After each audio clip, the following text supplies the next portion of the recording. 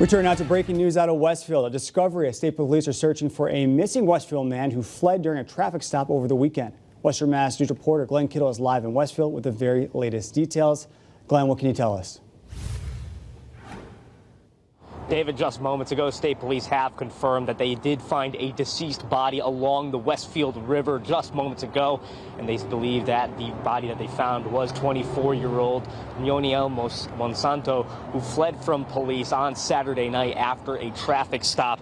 Now, we can tell you that Monsanto's family has been notified that a body has been found. However, an identity of that body has not been confirmed yet. We'll continue to bring the latest information on this search and on this deceased body that was just found as we receive it into our newsroom. Reporting live in Westfield, Glenn Kittle, Western Mass News.